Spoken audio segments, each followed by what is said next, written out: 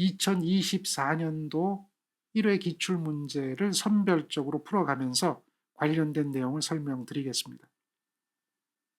2024년도 1회 문제는 처음부터 끝까지 풀어보겠습니다. 먼저 첫 번째 문제입니다. 연축전지가 있습니다. 물론 연축전지, 알칼리 축전지 두 가지가 있겠죠. 우리는 이런 걸 기억해야 합니다. 축전지의 종류가 있습니다. 종류는 지금처럼 연축전지가 있습니다. 그 다음 알칼리 축전지가 있죠.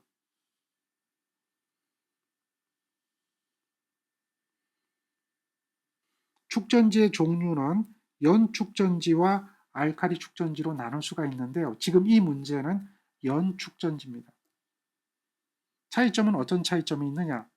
연축전지는 공칭전압이 2V입니다. 셀당 공칭전압이라고 하죠. 알칼리 축전지는 1.2V입니다. 이렇게 되고요. 그 다음 전격 방전율이라고 하는 게 있는데요. 연축전지는 10시간 방전율이고요. 알칼리 축전지는 5시간 방전율이다. 이렇게 기억하십시오. 이런 연축전지나 알칼리 축전지가 있는데요. 지금은 연축전지고요. 전격 용량이 200Ah입니다. 축전지의 용량은 Ah로 표시합니다. 상시 부하가 10kW, 표준 전압이 100V인 부동 충전 방식이 있습니다. 이 부동 충전 방식의 2차 충전 전류 값은 얼마인가요? 계산하세요 그랬어요. 자, 여기서 여러분들은 기억해야 될 게 있습니다. 충전 방식이 있습니다.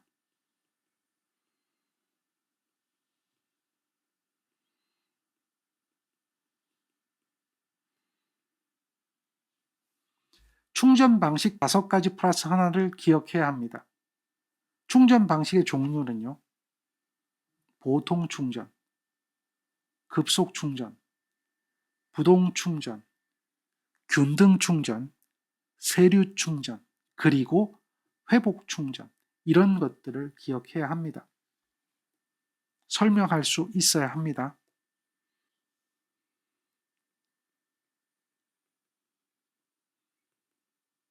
(2013년) 1회 문제를 찾아보면 이런 문제가 나옵니다.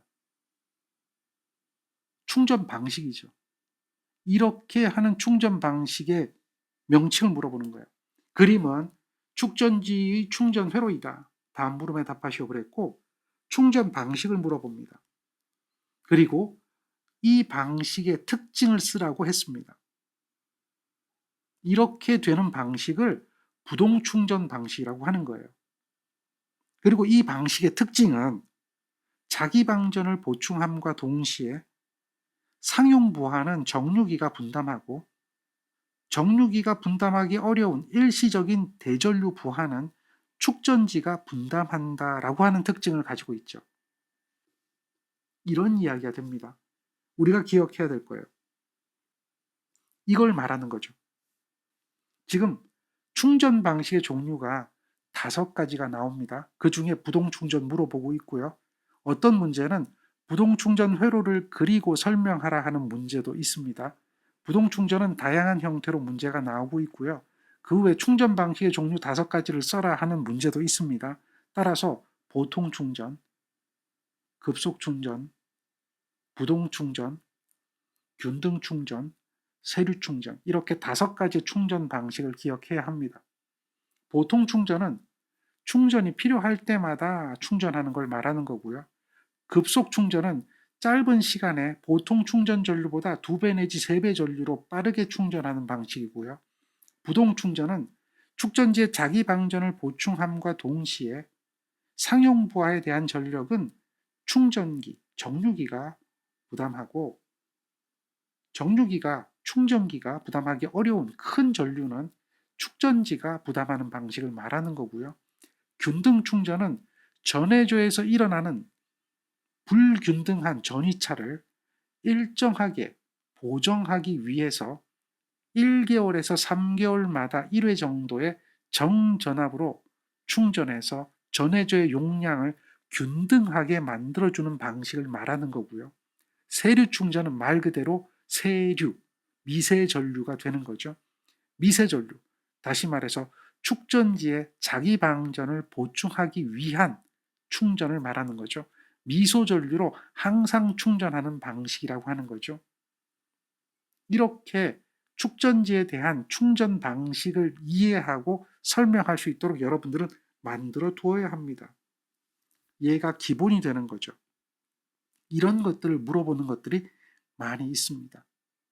첫 번째 문제는 이거와 관련된 내용들을 정리하는 겁니다.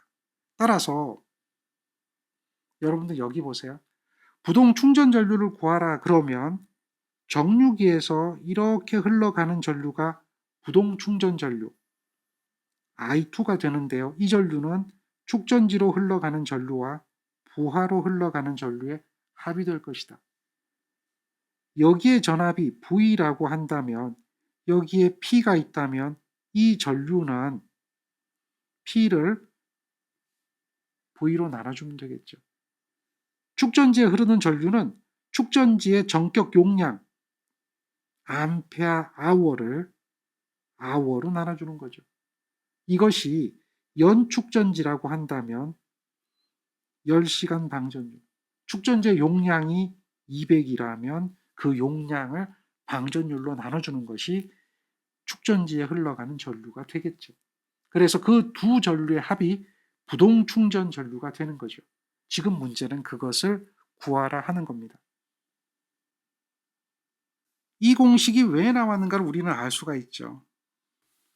여기에 있는 공식이 어떻게 나왔는가 우리는 알 수가 있습니다. 가능하죠. 답안지를 쓸 때는 이렇게 써야 돼요. 여러분들은 여기에 있는 공식이 나오죠. 이 공식을 써야 합니까? 라고 물어봅니다.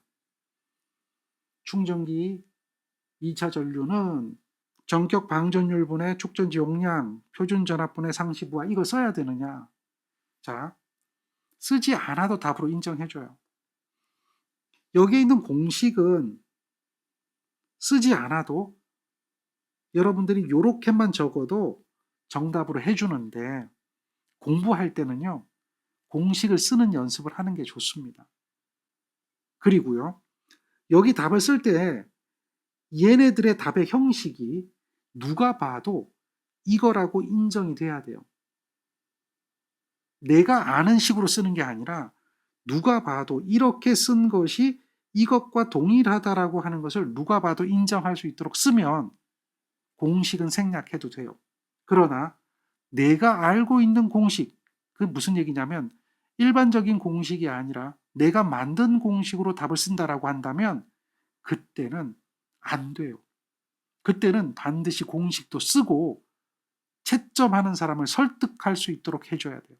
답안지를 쓸 때는 누가 봐도 이걸 이렇게 쓰는구나라고 하는 걸 인정할 수 있는 답안지를 써야 된다는 거죠. 그게 중요합니다.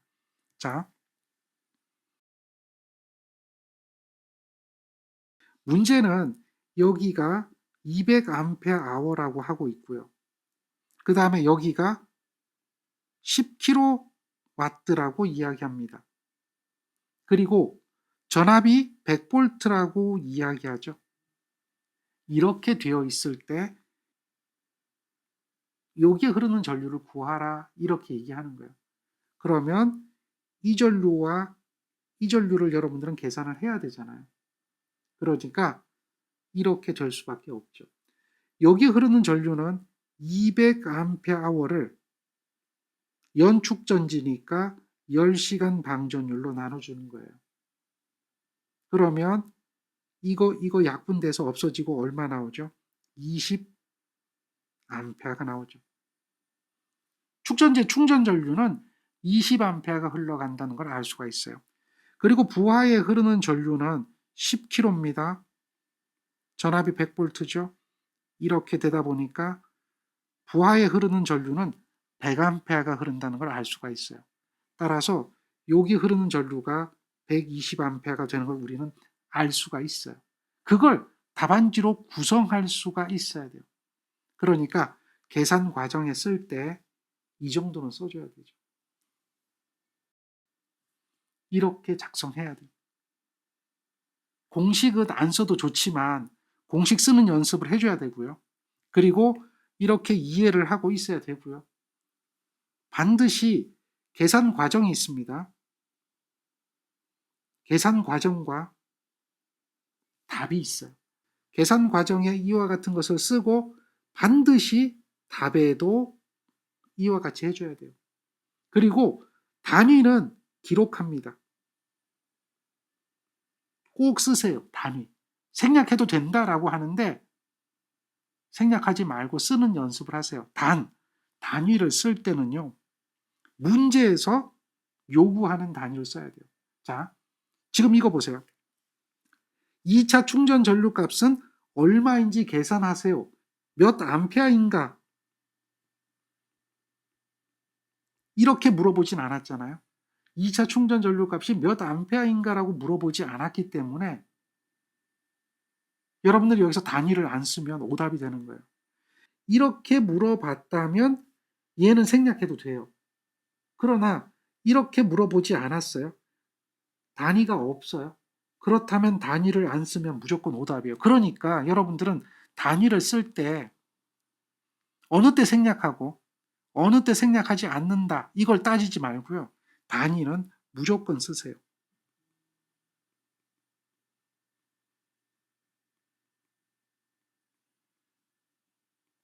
요거 기억하세요. 중요한 게 있어요. 요구 단위를 쓴다.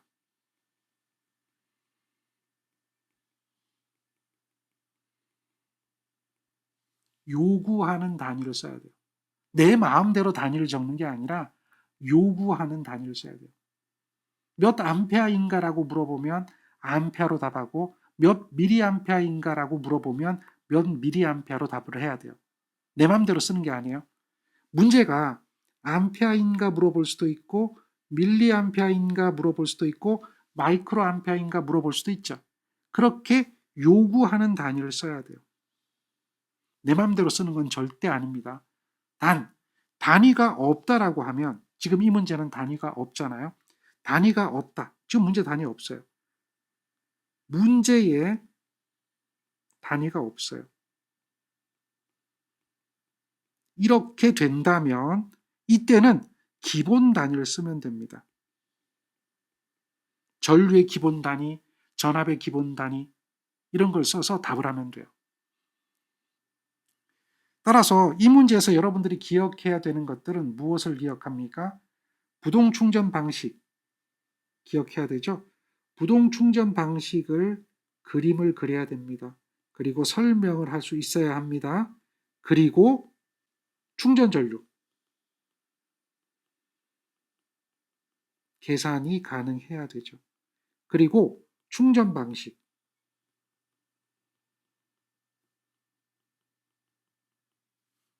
5가지를 설명해야 합니다. 이게 공부입니다. 충전 방식 5가지를 설명할 수 있도록 만들어 두는 것이 공부입니다. 이 문제 하나만 푼다 이렇게 하면 안 되는 거예요. 이 문제 하나만 풀면 응용되는 문제를 풀 수가 없습니다. 이거 그냥 외웠으니까요. 근데 그렇게 외우는 게 아니라 이 문제 하나를 가지고 여러분들이 해야 될 것들이 여러 가지가 있다. 그것들을 해결할 수 있도록 만들어 두어야 합니다. 두 번째 문제는 한국전기설비 규정에 나오는 이야기입니다. 욕실 등 인체가 물에 젖어 있는 상태에서 물을 사용하는 장소에 콘센트를 시설한다면 그 콘센트에는 인체 감전 보호용 누전 차단기가 내장된 콘센트를 사용해야 합니다. 또는 인체 감전 보호용 누전 차단기를 설치해야 합니다. 이때에 물기가 있다면 전격 감도 전류와 동작 시간은 얼마일까요? 기본적인 이야기입니다. 필기 때 공부했던 이야기고요. 전격 감도 전류는 15mA 이하가 돼야 되고요. 동작 시간은 0.03초 이하가 돼야 됩니다. 문제에서 괄호 안에 들어가야 될 이야기가 되기 때문에 15mA 0.03초가 답이 되겠죠. 따라서 여러분들이 적어야 하는 답은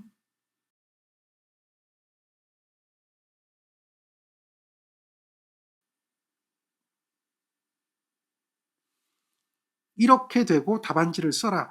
이렇게 얘기하는 경우도 있어요. 그렇다면 여러분들은 답안지를 적을 때 여기에다가 1, 여기에다가 2라고 적고 답을 써야 되겠죠. 답안지가 이렇게 나오는 경우도 있습니다. 백지라면 이렇게 하면 되는데 만약에 답안지가 이렇게 돼 있다면 여기에다가 단위까지 이렇게 적어주는 게 정확한 답이 되겠죠. 문제지를 봐야 됩니다. 문제지가 어떻게 요구되고 있는가를 확인해야 돼요. 그게 굉장히 중요해요. 사실 답안지를 잘못 써서 시험에 떨어지는 사람들이 의외로 많습니다. 그러니까 그런 것들을 생각을 해야 돼요. 답안 작성하는 공간이 어떻게 구성되어 있는가를 보고 그 구성된 거를 가지고 여러분들은 답안지를 정확하게 작성하는 연습을 해줘야 됩니다. 욕실 등 인체가 물에 젖어 있는 상태에서라고 하는 거예요. 그런데 물에 젖어 있는 상태가 아니라면 어떻게 될까요? 물에 젖어 있는 상태가 아니라면 차이점이 하나 나오죠? 여기가 15mA가 아니라 30mA 전류동작형 누전 차단기를 설치하게 되어 있죠.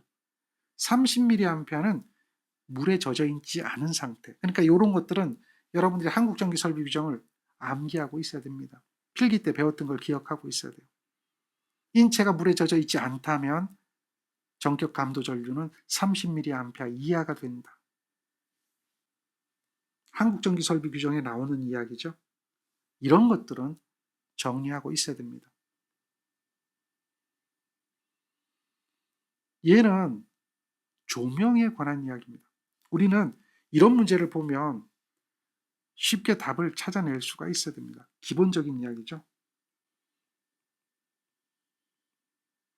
조명에서 여러분들이 첫 번째 해야 될 것은 용어입니다. 조명에서 사용되는 용어를 기억하십시오. 지금 이 문제도 용어에 관련된 것 중 하나입니다. 용어는 기본적으로 5가지 용어가 있습니다.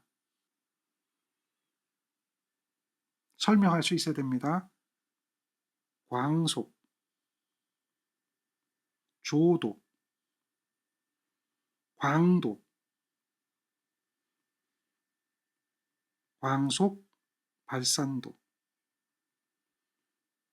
휘도. 5가지 용어.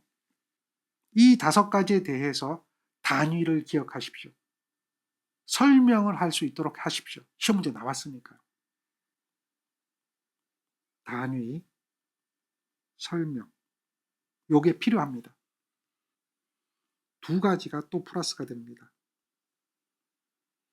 기본 5가지와 플러스 2가지. 어떤 거냐면 색온도, 연색성. 색온도와 연색성을 설명할 수 있도록 만들어 둬야 됩니다. 출제되었던 문제니까요. 그리고 또 용어가 있는데요. 플러스 또 2가지가 있습니다. 효율. 효율이 2가지가 나와요. 효율은 어떤 효율이 있냐면 전등 효율이라고 하는 게 있어요. 그 다음 발광 효율이라고 하는 게 있어요. 이 2가지를 구분할 수 있어야 합니다. 지금 우리가 이야기하는 것은 램프의 효율은 얼마인가라고 묻는 거죠. 항상 기억해야 되는 것은 단위를 기억해야 돼요. 잠깐 한번 볼까요? 광속을 F라고 하죠. 단위는 루멘입니다. 조도를 E라고 하죠. 단위는 룩스입니다. 광도를 I라고 하죠. 단위는 칸델라입니다. 광속 발산도를 R이라고 하죠. 광속 발산도는 웨드룩스입니다. 휘도를 B라고 하죠. 휘도는 칸델라 퍼 메타 제곱이나 칸델라 퍼 센티메타 제곱으로 나타내죠. 이런 걸 우리는 알고 있습니다. 그리고요, 효율은 이타라고 하는데요. 이 효율의 단위는 루멘 퍼 와트입니다. 발광 효율도 단위는 루멘 퍼 와트입니다. 이렇게 기억하는 겁니다. 루멘이라고 하는 것은 광속을 말하는 거죠. 얘는 분모가 뭘까요? 분모는 와트가 되겠고 분자는 광속이 되는 거죠. 분자는 루멘이 되는 겁니다. 그게 효율이잖아요. 그러면 전등 효율은 뭐냐? 소비 전력이 되는 겁니다. 소비 전력이 와트잖아요. 그리고 루멘이라고 하는 것은 광속이 되겠죠. 소비 전력분의 광속이 되는 겁니다. 그리고요, 발광 효율이라고 하는 게 있습니다. 얘도 이렇게 되겠죠. 이렇게 되는데 광속은 똑같습니다. 그런데 와트라고 하는 것은 에너지잖아요. 줄 퍼 세크. 이걸 우리는 뭐라고 하느냐? 빛도 에너지거든요. 빛도 에너지인데 그 에너지가 무수히 많은 에너지 중에 파장이 존재하죠. 줄 퍼 세크가 존재하죠. 이 무수히 많은 줄 퍼 세크 중에 눈으로 볼 수 있는 에너지, 이게 광속이에요. 그러니까 그걸 뭐라고 얘기하냐면 방사속이라고 불러요. 방사속에 대해서 광속이 어느 정도 되느냐라고 이야기할 때 그것을 발광효율이라고 그래요. 그러니까 방사속, 방사에너지, 이 방사에너지, 방사속 중에서 빛으로 느끼는 부분이 얼마나 되느냐, 이걸 우리는 발광효율이라고 불러요. 그래서 전등효율과 발광효율에 대한 차이를 기억해야 합니다. 방사속의 단위는 와트입니다. 줄 퍼 세크. 소비 전력의 단위도 와트입니다. 이런 차이를 우리는 알고 있습니다. 자, 지금 문제를 보면 이런 기본 개념을 알고 있으면 어떤 램프에 소비 전력이 주어졌습니다. 어떤 램프에 소비 전력이 1000W예요. 그리고 광속이 2000이라고 합니다. 다 나왔네요. 이렇게 보면 소비 전력이 1000이 됩니다. 광속이 2000이 됩니다. 따라서 이만큼 나오네요. 효율은 루멘 퍼 와트가 되네요. 이 루멘 퍼 와트가 이 램프의 효율이 됩니다. 전등 효율이죠. 와트당 얼마만큼 광속이 나오는가 라고 하는 거죠. 그래서 이렇게 답을 해야 됩니다. 여러분들이 이렇게 답을 쓰는 거예요. 이게 답이에요. 그러니까 여기서부터 이렇게 적어서 이렇게 나오면 답이 된 겁니다. 그래서 답 이렇게 적어주면 돼요. 단위를 써야 합니다. 항상 단위를 안 쓰면 오답 처리되니까요. 지금 문제에서 효율은 하고 단위가 안 주어졌잖아요. 그러니까 반드시 단위를 써야 합니다. 2라고 쓰면 안 됩니다. 2 루멘 퍼 와트라고 써야 정답이 되는 거죠. 해설 보면 전등 효율에 대한 해설이 나옵니다. 소비 전력에 대해서 발산되는 광속의 비를 전등 효율이라고 한다. 방사속에 대해서 발산되는 광속의 비를 발광 효율이라고 한다. 단위는 똑같습니다. 전등 효율과 발광 효율에 관한 문제가 이렇게 한 번 출제된 게 아니라 여러 번 출제됐습니다.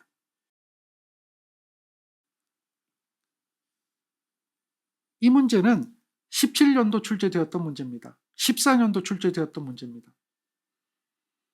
전등 효율과 발광 효율에 대해서 설명하시오라고 하면 지금 여러분한테 문제 풀어드린 대로 소비 전력에 대한 발산 광속의 비, 방사속에 대한 발산 광속의 비, 이렇게 설명할 수 있도록 기억해 둬야 됩니다. 계산도 해야 되고 설명도 하는 거죠. 자, 이런 문제도 한번 보세요. 문제를 한 문제만 보는 게 아니라 다양한 문제를 풀 수 있어야 됩니다.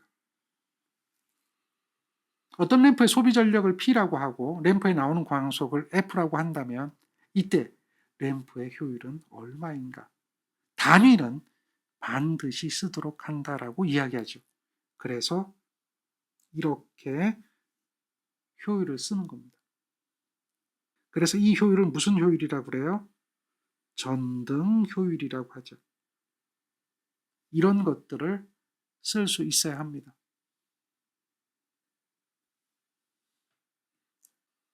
조명에서 사용되는 다음 용어의 정의를 설명하세요.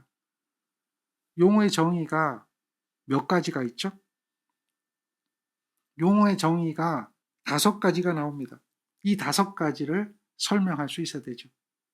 광속, 광도, 조도, 휘도, 광속 발산도. 방사속에 대한 이야기, 광속에 대한 이야기를 기억해야 돼요. 광도에 대한 이야기, 조도에 대한 이야기, 휘도에 대한 이야기, 광속 발산도에 관한 이야기. 그 다음, 이런 문제를 우리는 뭐라고 하죠? 이렇게 생긴 것을 논리회로라고 합니다. 기본적인 게 있습니다. 첫 번째, 논리회로에서 첫 번째는 and입니다. 두 번째는 or입니다. 그리고 세 번째는 not이죠. and는 논리 곱이라고 합니다. or는 논리 합이라고 합니다. not은 부정이 되겠죠. 요거를 기본적으로 알고 있어야 되죠. 지금 이렇게 생긴 게 and죠. 그리고 이렇게 생긴 게 or입니다. 동작은 어떻게 일어나는지 여러분들은 알고 있어야 됩니다. and 같은 경우는 11일 때 1이 되죠. 그리고 나머지는 다 0입니다. or 같은 경우는 00일 때만 0이 되죠. 그리고 나머지는 모두 1이 됩니다. 그게 or입니다. 그리고 이렇게 된 것은 not, 부정이죠. 이런 개념을 이해를 해야 합니다. 지금 문제는 이것에 대해서 명칭을 쓰고 출력식을 쓰고 진리표를 완성하라 이렇게 이야기합니다. 그러면 이것에 대해서 논리식을 한번 써봅시다. 논리식을 보면 여기가 A입니다. 그러면 여기가 A가 되죠. 그리고 이렇게 따라와서 A가 되는데 not 게이트가 있으니까 A 바가 됩니다. 바란 얘기는 부정이죠. A고 A 바입니다. A라는 이야기는 1이라는 이야기고 A 바라는 이야기는 0이라는 이야기죠. 여기가 B가 있습니다. 이 B는 여기가 B가 됩니다. 그리고 이렇게 따라가 보면 여기는 B 바가 되겠죠. 그래서 AND 됩니다. 논리 곱이죠. A와 B 바가 논리 곱이 됩니다. A와 B 바가 논리 곱이 되죠. 제어공학에서 배웠습니다. 여기는 B와 A 바가 논리 곱이 되죠. 이렇게 되는 것은 제어공학에서 다 공부했던 내용 중에 하나입니다. 자, 그리고요. 여기 있는 얘는 or입니다. or는 논리 합이죠. 논리 합은 이것과 이것이 합이 되는 겁니다. A와 B 바와 B와 A 바가 논리 합이 되는 거죠. 이것이 논리식이 됩니다. 그래서 출력식을 쓰시오라고 하면 X는 A의 B 바와 더하기 B의 A 바가 되겠죠.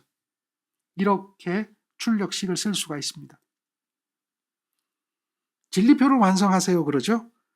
여기 진리표를 완성하는 겁니다. 여기 출력이 언제 나오느냐라고 하면 1과 0이 되고 다음 A가 0이 되고 1이 되는 거죠. 이렇게 되는 거잖아요. 순서대로 한번 적어봅시다.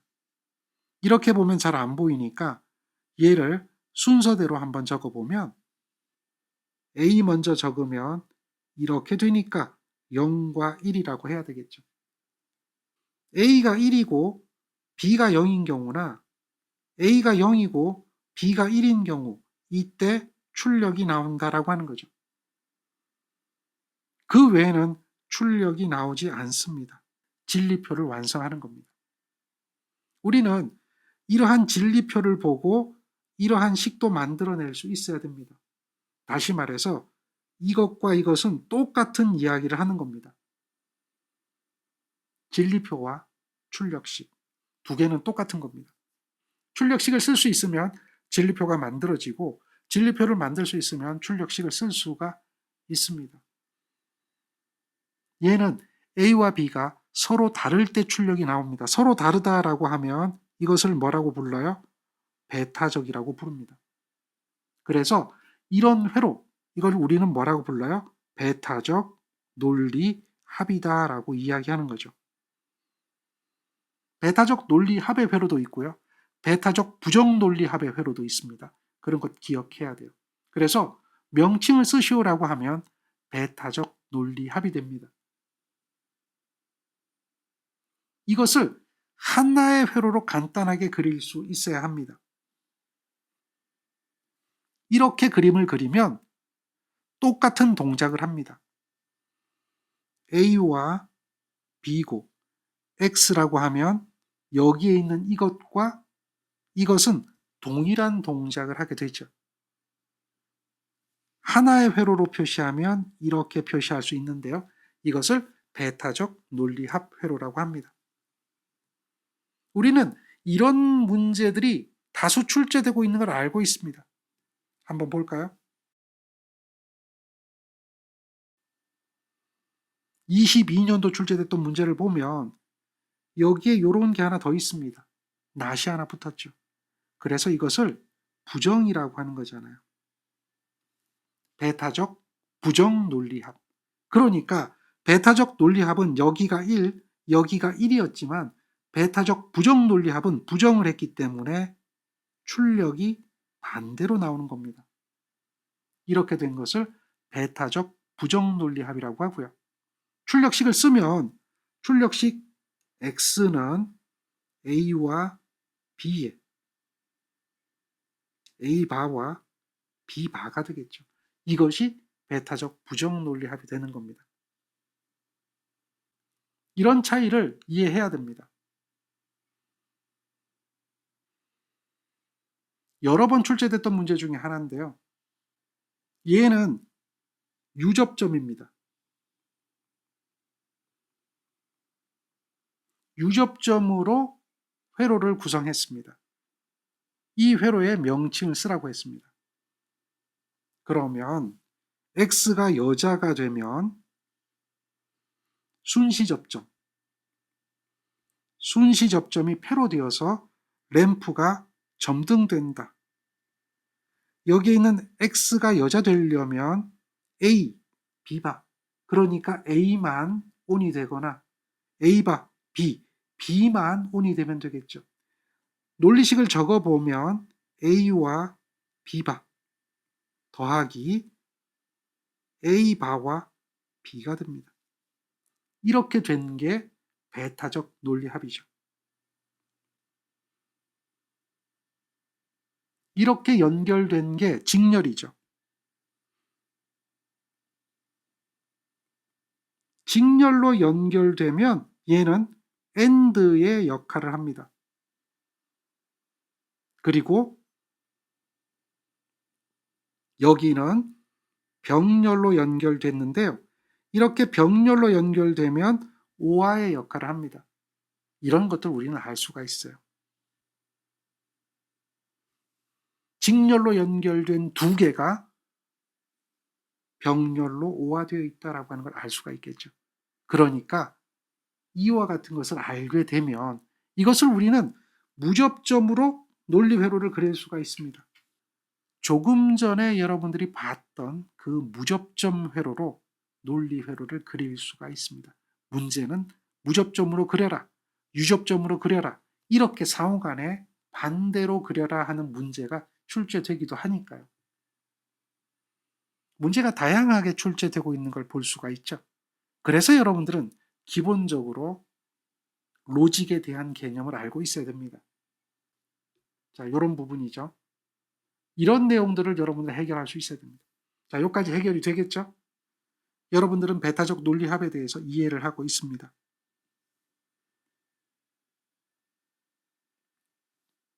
이 부분에 대해서 이해를 하고 있기 때문에 배타적 부정 논리합도 할 수 있고 배타적 논리합도 유접점이나 무접점으로 다 표현할 수 있도록 연습을 해 두어야 합니다.